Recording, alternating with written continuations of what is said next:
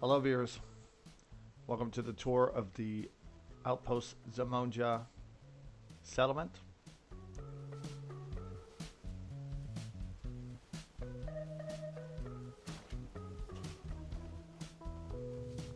This is the one of these smaller settlements, and I don't know. I had a good time building around some of the permanent structures that are attached to this settlement, but it's small and it can be shitty and time consuming, but I really enjoyed the outcome. I really enjoyed how it came together. That ladder right there is something you just can't demolish, and that sucks, but what are you going to do? It, with the junk fence doorway, led to my fence being somewhat different. That's why the guard post is on the top there, as opposed to looking out through a window like many of the other ones that I use for my fence posts, or for my fences. Throughout this build, I'm going to be trying not to say and and e when I'm pausing to gather my thoughts, because it's just, I listened to a couple of recordings now and it just sounded ridiculous. Sounds stupid. I want to get better. You should be improving on things that you enjoy, I feel. So this is the bar. It's nothing special at the bar, with the exception that it is built on top of the permanent structure that it comes with the Outpost Zimonja. That is the roof of the permanent structure right there. And it was coincidence how I could get the floors and walls to actually clip in while I built around that particular structure. I also got them all to line up and match, and even clip into this part of the permanent structure, which is wrapped around this, I don't know, radio tower. So it worked out really, really good. Just with a couple of awkward stairs, and it goes right into the wall.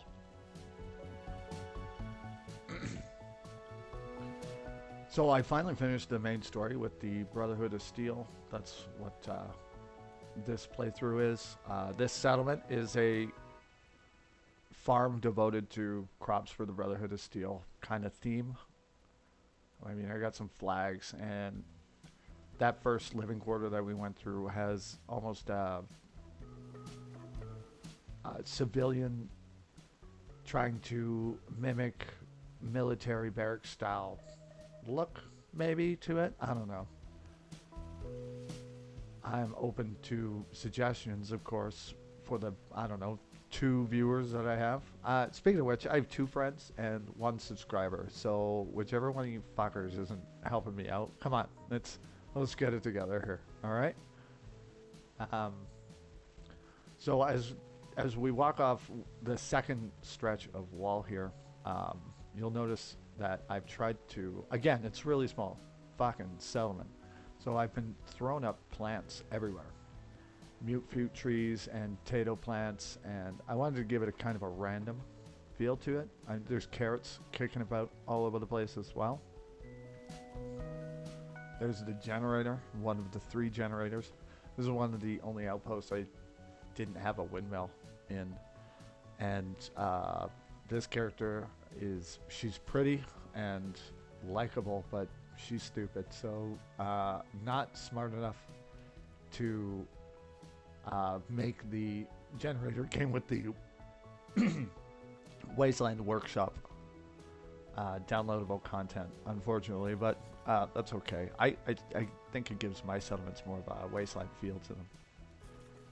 That rear gate was it's at an odd angle, but I really rug glitched it in there quite nicely. I think it worked out really good, considering, again, space was limiting.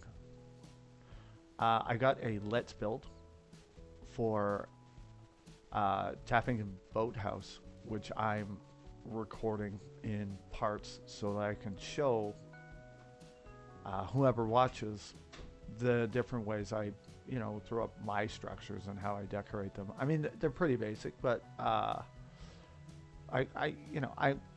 particularly proud of the way that the outside walls go up. So I'm able to show you guys how I can do that. I should be able to have that up hopefully for my weekend ends. This weekend and next weekend are particularly long for me, so I have plenty of time to do that. These are the other two living quarters. They're just basic. I like them to be cozy. Again, the military mimicry with the foot lockers underneath the beds at the foot of the bed. I guess derp, that's why they're called foot lockers. Lots of plants. Fucking Codsworth. Lots of paintings. I like the paintings. I mean, there's so many too. It's hard to use them all, so you don't get a lot of repetition. Where I really like to fill up space with is end tables and mostly the containers. They really fill up the space, make things look busy, make the settlements look alive and active. Shut the doors apparently.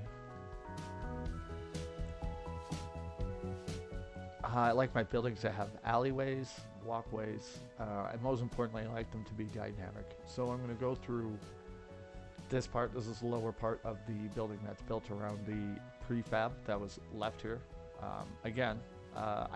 There's a part of me that wants to be able to just completely level everything and start completely from scratch like The Sims or SimCity, but there's a challenge to utilizing and making functional the buildings that are permanent. And I think like the Slog tour and this one, I think the settlements turn out really, really well after the fact. It's fortunate that this is a after the bomb type genre as opposed to like a sleek cyberpunk, because you just wouldn't be able to make all the nice angles and chrome finishes with this kind of building structure, especially if you couldn't level everything. But with the post-apocalyptic, that every resource is valuable, that every piece of wood and nail is hard to come by, scrounging every bit and piece. So you can make that feel, that homely but comely look to your settlements much easier, and especially with the prefabs working around them almost like a puzzle. So yeah, sale, and I think we're wrapping things up. So tell me what you think. Again, subscribe and or like and or both, and Outpost Zimonja. Finn.